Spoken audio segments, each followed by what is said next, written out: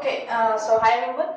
In this video, we will discuss about the all previous year questions of complex analysis for CSIR NET 2019.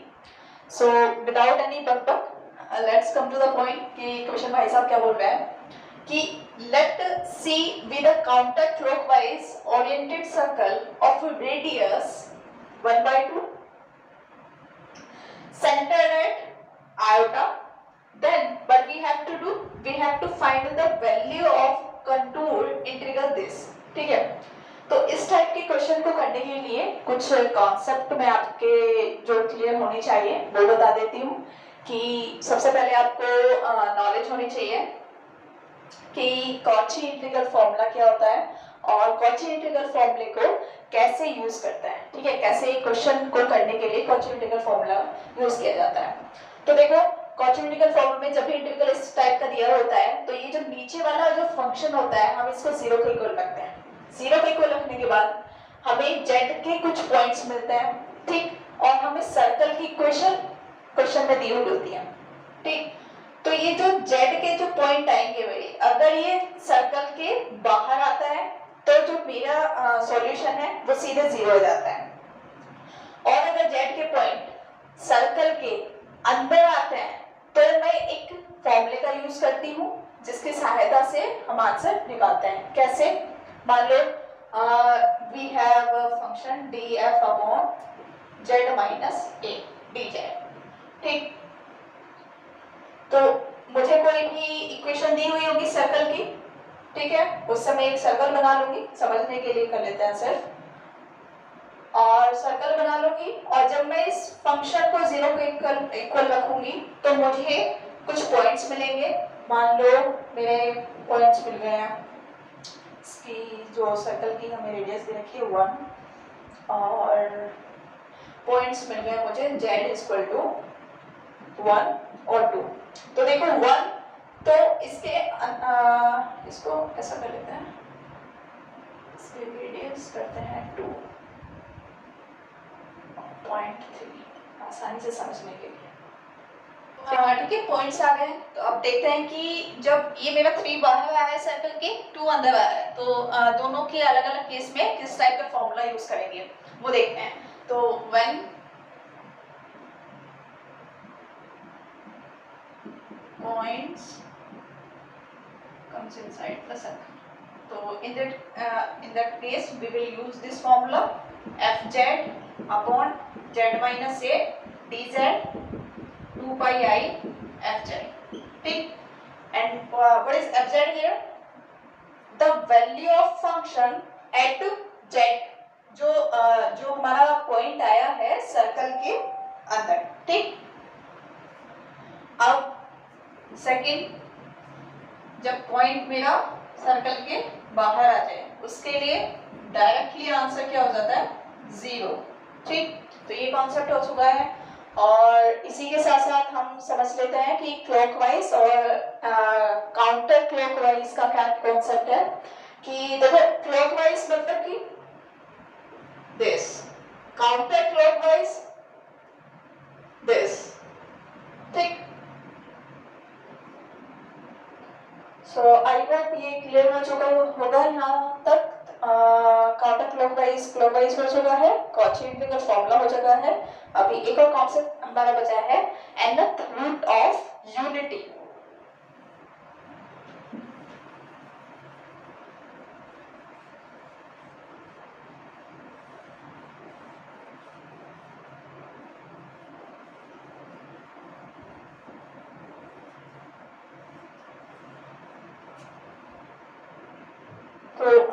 ठीक है, now we will discuss about our next concept, that is nth root of unity. उसमें क्या करते हैं कि अगर मुझे root मेरा -1 की पावर 1 अपॉन है और 1 की पावर 1 अपॉन है, ठीक है, तो इस केस में एक फॉर्मूला यूज होता है, इस केस में अलग फॉर्मूला यूज होता है। ठीक, तो फॉर्मूला क्या होता है कि -1 किसकी वैल्यू होती है? cos पाई की वैल्यू -1 होती है, cos 3 पाई की वैल्यू -1 होती है, cos 5 पाई की वैल्यू -1 होती है। तो ये हो जाएगा cos 2r प्लस 1 पाई करके लिखेंगे इसको। तो इसके लिए फॉर्मूला होता है cos 2 2r plus 1 pi upon n plus iota sin 2r plus 1 pi upon n। ठीक, इस केस में 1 मीन्स cos 0 की वैल्यू 1 होती है, cos 2 पाई की वैल्यू 1 और cos 4 पाई की वैल्यू 1 होगी। तो इसके लिए फॉर्मूला हो जाएगा cos 2r pi upon n plus iota sine 2r pi upon n। ठीक, तो जब भी हमें nth रूट ऑफ यूनिटी की बात करेगा तो हम इन फॉर्मूले का यूज करेंगे। थर्ड रूट ऑफ यूनिटी की बात करेगा, फोर्थ रूट ऑफ यूनिटी की बात करेगा तो इन्हीं फॉर्मूले का यूज करेंगे। r की वैल्यू 0 1 2 3 पुट कर हमारी वैल्यू आ जाएगी यहाँ से। ठीक है, तो स्टार्ट करते हैं ये कि हमें क्या दिया हुआ था क्वेश्चन में। We have given here circle of radius 1/2 and center iota. So similarly, by using this information, we can make the equation of circle. तो circle की equation हमें given है यहाँ पर, given कर लिख लेते हैं। सर्कल की इक्वेशन है z minus iota equal to 1/2। Means इसका सर्कल कैसा बनेगा, इसको यहाँ पे रफ कर देते हैं।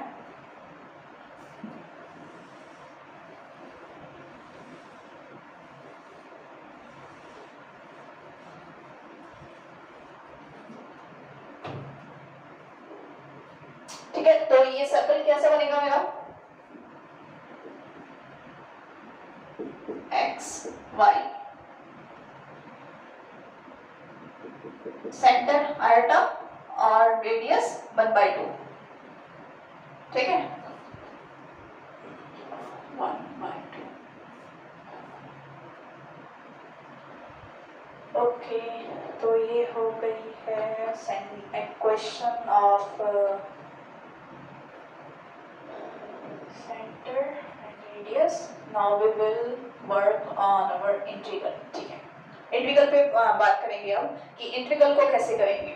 तो देखो मैंने क्या बताया था कि इस फंक्शन को 0 के इक्वल रखेंगे। तो 0 के इक्वल रखने पर क्या मिल जाएगा मुझे, z की पावर 4 minus 1 equal to 0। तो that will be 1 की पावर 1/4। अब ये कैसा बन गया, 1/1/n। और इस केस में हमने किस फॉर्मूले का यूज करा था, cos 2r pi upon n plus iota sine 2r pi upon n।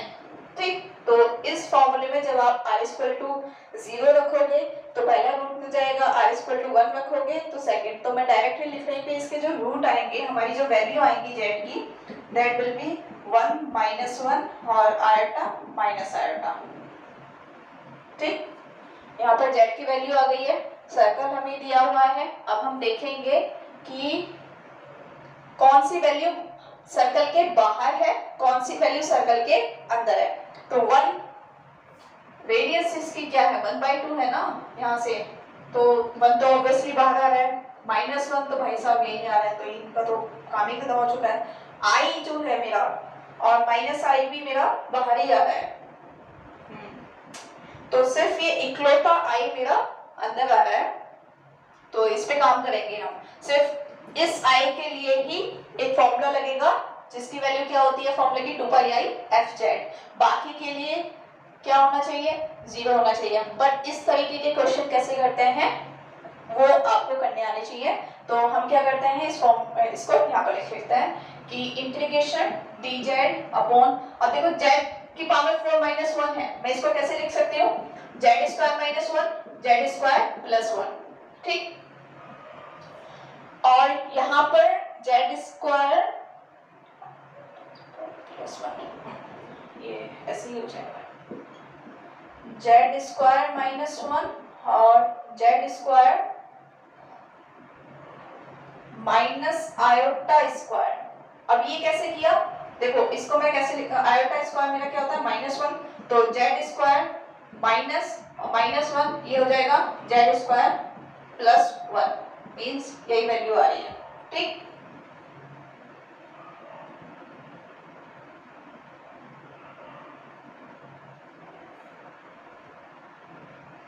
और मैं यहाँ से इसको कैसे लिख सकती हूँ, D Z upon Z minus one Z plus one Z minus iota Z plus iota. अब देखो जो पॉइंट सर्कल के अंदर आया है वो तो नीचे ही रहेगा, means z minus iota z equal to iota, ये सर्कल के अंदर आया तो मैं इसको नीचे रखूंगी, बाकी को सब मैं उठा के ऊपर लेके जाऊंगी। कैसे वो देखते हैं कैसे। तो डी जेड अपॉन ये हो जाएगा Z minus one Z plus one Z plus iota और नीचे हो जाएगा जेड माइनस आयोटा। तो इसकी कंपैरिजन जब मैं फॉर्मूले से करूंगी F Z upon Z minus A D Z, तो यहाँ से फंक्शन की वैल्यू मुझे क्या मिल रही है, ये भाई साहब फंक्शन की वैल्यू मिल रही है मुझे। ठीक, तो मेरी फंक्शन की वैल्यू आ गई है। अब सिंपली क्या पुट करेंगे कि 2 पाई आई एफ जेड, फंक्शन की वैल्यू आयोटा पर, तो और फंक्शन की वैल्यू यहां से आ जाएगी 1 upon Z minus one Z plus one Z plus iota. ठीक, हमें क्या फाइंड करनी है, आयोटा पर। क्यों, क्योंकि आयोटा ही तो एक ऐसा पॉइंट है जो कि सर्कल के अंदर आया है। ठीक है, तो यहां से निकालते हैं, क्या आ जाएगी iota minus one iota plus one iota plus iota, ये हो जाएगा 2 आयोटा और ये हमारा आएगा आयोटा स्क्वायर, इसको माइनस वन ही लिख लेते हैं, ये हो जाएगा प्लस आयोटा माइनस वन और 2 आयोटा तो बाहर रहेगा, यहाँ से माइनस ये आयोटा के लिए कहाँ खत्म हो जाएगा, माइनस वन क्या हो जाएगा माइनस के टू की मल्टीप्लाई 2i में करेंगे, ये हो जाएगा माइनस के 4i। ठीक, तो फंक्शन की वैल्यू एट पॉइंट i पर क्या आ गई है 1 अपॉन माइनस 4i। अब इस वैल्यू को सिंपली इसमें पुट कर देंगे, सिंपल, कुछ नहीं करना था बस। तो 2 पाई आई मल्टीप्लाई 1 अपॉन माइनस के 4i क्या हो जाएगा i साइन इनवर्स। ठीक, और पाई हमारा रहा है यहाँ पर 2 से, तो ये आ गई माइनस पाई बाई 2r। ठीक, तो देखो इस क्वेश्चन में क्या था, कुछ भी नहीं, कि सबसे पहले हमें एक सर्कल की इक्वेशन बनानी आनी चाहिए, सेंटर पता होना चाहिए, वो भी गिवन होता है क्वेश्चन में, और रेडियस हमें गिवन होती है। बस हमें जो पॉइंट ये जो एफ जेड आता है इसको जीरो के इक्वल रखकर जो पॉइंट्स आते हैं, अगर पॉइंट्स सर्कल के अंदर है तो ये फॉर्मूला लगेगा 2 पाई आई एफ जेड। अगर पॉइंट्स सर्कल के बाहर है तो वो सिंपली जीरो हमें दे देगा, बिना देखे बस बाहर आ रहा है डायरेक्टली जीरो आंसर लगाओ। ठीक, तो ये क्वेश्चन हो गया। अब नेक्स्ट क्वेश्चन देखते हैं। क्वेश्चन भाई साहब क्या बोल रहे हैं, we have given a real number a which is greater than to 0, leaves positive real number है। Consider the triangle with vertices 0 a plus iota if triangle is given the counter clockwise orientation।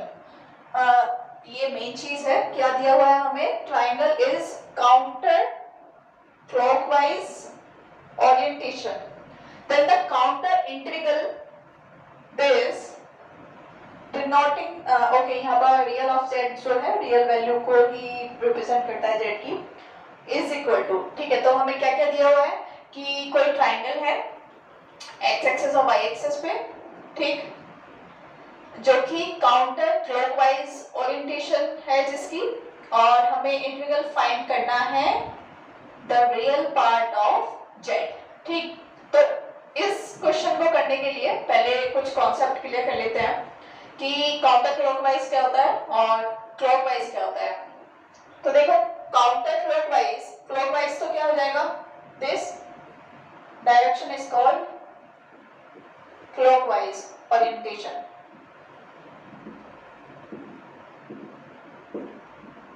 Okay, and counter clock क्या होगा, this is our counter clockwise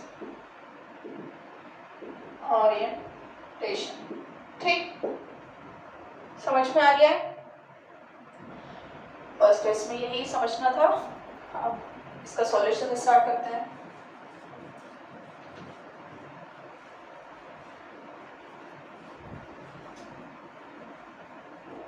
तो देखो उसने क्या बोला है, we have given a consider triangle with vertices, 0 दी है।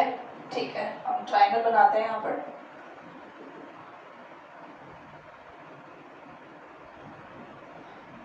जीरो, ओके, सेकंड है ए, और थर्ड पॉइंट है मेरा ए प्लस आयोडाई, तो ए प्लस आयोडाई यहाँ पर आएगा, ए प्लस आयोडाई, या इसको मैं पॉइंट लिख लेती हूँ ए कॉमा ए।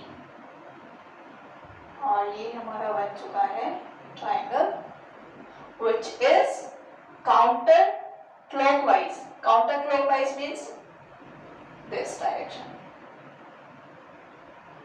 ठीक, 0, इसको मान लेते हैं ए बी सी। ठीक, तो हमें क्या करना है, इसका इंटीग्रेशन फाइंड करना है रियल पार्ट ऑफ जेड का बाय यूजिंग दिस ट्रायंगल। ठीक, सो हम क्या करेंगे, सबसे पहले हम इसमें we will use the line integral. तो लाइन इंटीग्रल के लिए सबसे पहले हम अलोंग एक्स एक्सिस निकालेंगे, फिर एक्स इक्वल टू ए पे, और ये जो मेरी लाइन क्या हो जाती है, वाई इक्वल टू एक्स पर। ठीक, तो 3 तरीके से हम निकालेंगे, 3 पार्ट में लाइन इंटीग्रल इसका। देखते हैं कैसे। पहला अलोंग एक्स एक्सिस, ठीक है, एक्स एक्सिस में हमारा क्या दिया हुआ है, क्या होता है, y इक्वल टू 0, तो यहाँ से dy इक्वल टू 0 हो जाएगा। और ये मुझे क्या हुआ है, रियल पार्ट ऑफ, इसको यहाँ देख लेते हैं कि रियल पार्ट ऑफ z क्या हो जाएगा, x, और dz को मैं यहाँ पे अगर लिख देती हूँ dx प्लस आयोटा dy।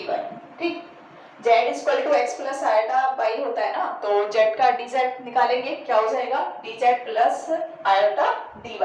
ठीक, अब यहाँ से y equal to 0 along x axis कर रहे हैं, तो dy इक्वल टू 0 हो गया, dy यहाँ 0 हो जाएगा, तो यहाँ क्या बचेगा, अगर ये अलोंग कर किसके रहे हैं, लिमिट हमारी 0 से a तक जा रही है। ठीक है, कर लेते हैं इसको, देखते हैं क्या आता है। तो ये 0 हो चुका है, x बचा हुआ है मेरे पास यहाँ पर, 0 से a x dx, तो इसका क्या हो जाएगा, एक्स स्क्वायर अपॉन 2, और लिमिट जब हम लगाएंगे तो ये हो जाएगा a स्क्वायर। ठीक, तो यहाँ पर आ चुका है इक्वेशन 1 मीन्स I1 इंटीग्रल 1। ठीक, अब हम करेंगे second, x equal to a पर, ये जो लाइन है x इक्वल टू a ही तो है, along x equal to a, तो यहाँ से अगर मैं dx करूं तो क्या हो जाएगा, 0 पुट कर देते हैं इसमें कि, और ये जो मेरी लिमिट जाएगी 0 से a। ठीक, तो ये आ चुका है, x इक्वल टू a है, dx 0 है, तो ये मेरा हो जाएगा a, और dy हमें दिया हुआ है, तो आयोटा dy, तो ai कांस्टेंट की तरह ट्रीट करेंगे यहाँ पर, तो बाहर आ जाएगा ये 0 से a dy, that will be y, so ये हमारा हो जाएगा a स्क्वायर i। ठीक, ओके, अब along y equal to x, ये यहाँ पर कर लेते हैं,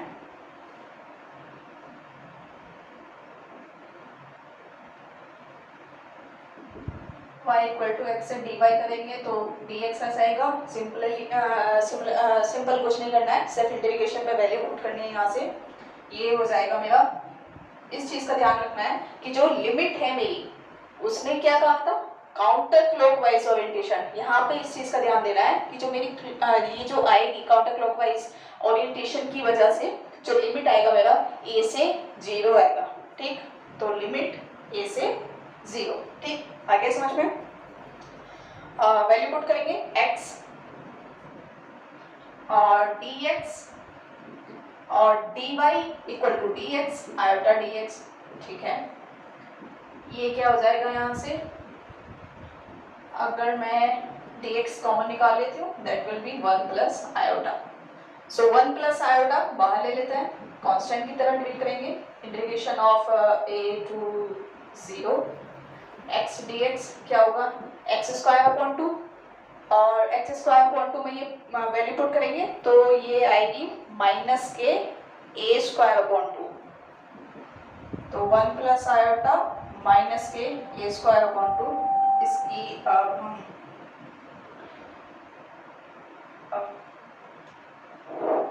अब इन भाई साहब को अंदर लेके जाएंगे तो ये क्या बन जाएगा a square upon 2 minus iota a square upon 2, ये आ गया integral 3, here is integral 2।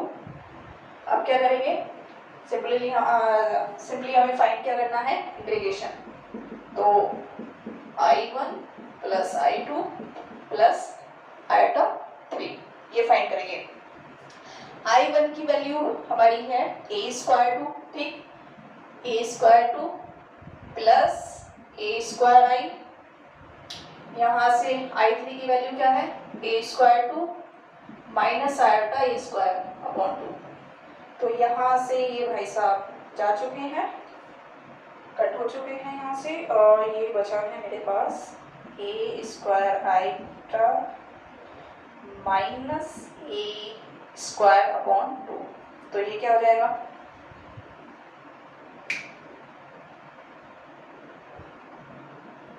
2a square iota, ये क्या बचेगा आयोटा a स्क्वायर अपॉन 2,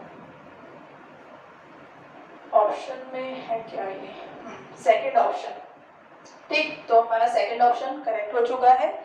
कुछ नहीं किया इस क्वेश्चन में, ये बहुत सिंपल ही क्वेश्चन था कि बस हमें वर्टेक्स दे रखे हैं और डायग्राम बनाना है, डायग्राम की सहायता से हमें इंटीग्रेशन निकालना है, और इंटीग्रेशन को डिवाइड कर लेना है 3 पार्ट्स में, ठीक, और फिर उसको ऐड कर देना है और हमारा आंसर आ गया, ठीक। अब इन्होंने, अच्छा क्वेश्चन में सोचना कैसे है, ये तो ठीक है प्रीवियस ईयर का क्वेश्चन है, अब आगे कैसे सोचना है कि अगर मुझे यहाँ पे एक रेक्टेंगल देता उसमें मैं कैसे इंटीग्रेशन निकालती, या कोई भी शेप देता मुझे तो उस केस में मैं इंटीग्रेशन कैसे निकाल सकते थे, इस बारे में सोचेगा। और अगर यहाँ पे रियल ऑफ जेड कहा है और मान के चलो अगर इमेजिनरी ऑफ जेड होता उस टाइप के क्वेश्चन में क्या करते, तो इस तरीके से अलग एक ही क्वेश्चन की सहायता से और अधिक आप सोच सकते हैं, ठीक होगी। सो देखते हैं कि नेक्स्ट क्वेश्चन भाई साहब क्या बोल रहे हैं कि consider a function okay which is defined from c to c given by this function fz is equal to a की power z, which of the following is false, तो हमें चेक करना कि कौन सा इनमें से गलत है, ठीक है। ओके सो देखो इसके लिए फंक्शन दे रखा है e की पावर z जो कि है डायरेक्ट फंक्शन नॉन कांस्टेंट में। ओके सो इस क्वेश्चन को करने के लिए ओपन मैपिंग थ्योरम का यूज करेंगे। तो ओपन मैपिंग थ्योरम क्या होती है एक बार देख लेते हैं। Open mapping theorem, open mapping theorem होती है कि if we have function from c to c define है कॉम्प्लेक्स प्लेन से कॉम्प्लेक्स प्लेन में, और मेरा फंक्शन क्या है नॉन कांस्टेंट है प्लस एंटायर फंक्शन है, मतलब कि वो एनालिटिक है पूरे कॉम्प्लेक्स प्लेन पे, ठीक है। तो ऐसे फंक्शन एंटायर फंक्शन होते हैं जो कि पूरे कॉम्प्लेक्स प्लेन पे एनालिटिक हो और नॉन कांस्टेंट है। तो इस टाइप के फंक्शन जो होते हैं इम्प्लाइज करते हैं कि वो जो मैप करते हैं open set to open set, ठीक है। ये कुछ पॉइंट्स हैं कि ओवरलैपिंग थ्योरम क्या होती है। अगर मेरे पास एक फंक्शन है जो कि सी से सी पे डिफाइन है और फंक्शन मेरा नॉन कांस्टेंट है, एंटायर फंक्शन है, तो जो फंक्शन है वो मैप करेगा open set to open set. ठीक, तो यहां से देख लेते हैं कि क्या क्या बोल रहा है कि ठीक है, कोई फंक्शन है z comes from c and with this given condition कि z जो है लेस देन 1 है, तो ये एक ओपन सेट होगा। ठीक, is not an open set। तो देखो इसने क्या बोला है कि ओपन सेट जो है is not an open set, मतलब कि ये ओपन सेट मेरा ओपन सेट पर मैप नहीं करेगा। तो यहाँ से तो बट करना चाहिए ना, क्योंकि हमारा जो फंक्शन a की पावर z है वो नॉन कांस्टेंट है और एंटायर फंक्शन है, तो ये function open set to open set मेरा मैप करना चाहिए, बट इन्होंने क्या दे रखा है, नॉट हियर। तो ये मेरा क्या हो जाएगा, फॉल्स। और ये सेक्शन बी का क्वेश्चन था, तो एक इसमें सही आ गया, तो बाकी सब तो देखने की जरूरत ही नहीं है। ठीक है, टाइम अपना वेस्ट नहीं करना है, और पेपर के हिसाब से अगर एक ऑप्शन सही मिल गया है तो नेक्स्ट क्वेश्चन पे मूव करना है।